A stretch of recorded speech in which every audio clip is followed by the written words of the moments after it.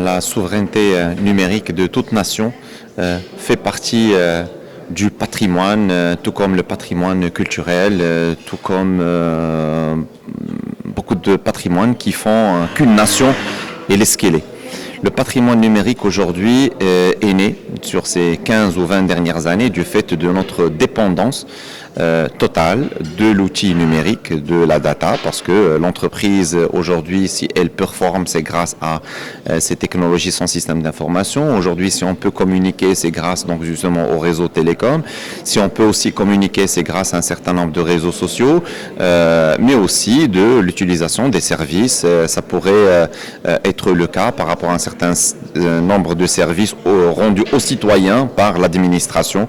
Et donc, le patrimoine informationnel est extrêmement important. D'où cette question de souveraineté numérique qui se pose aujourd'hui avec acuité parce qu'on veut être libre de notre choix numérique, on veut être libre de notre pensée, que ce ne soit pas dicté par une quelconque puissance, que ce soit politique ou économique venant de la Silicon Valley ou venant d'ailleurs. Et donc, il est extrêmement important que nos données, notre patrimoine informationnel soient logés dans notre pays, soient utilisés, soient fournis par des entreprises maroco-marocaines, soient conçus par des Marocains et donc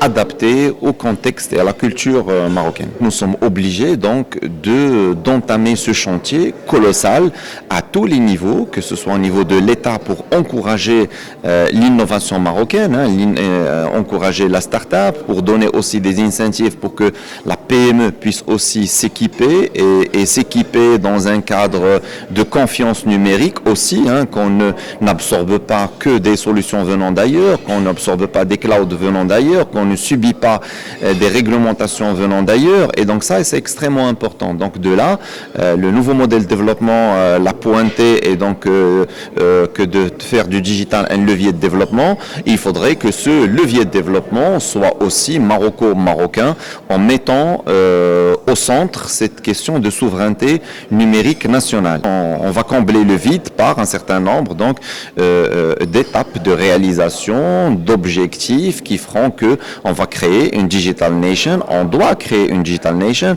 On doit donner aussi l'opportunité à ces startups. On doit accompagner la PME. On doit donner des incentives dans tout ce qui est laboratoire de recherche et d'innovation. Donc le chantier, il est énorme et il est temps. Vous savez, il y a un adage qui dit il y a le meilleur moment pour planter un arbre, c'est il y a 20 ans. Le deuxième meilleur moment, c'est aujourd'hui.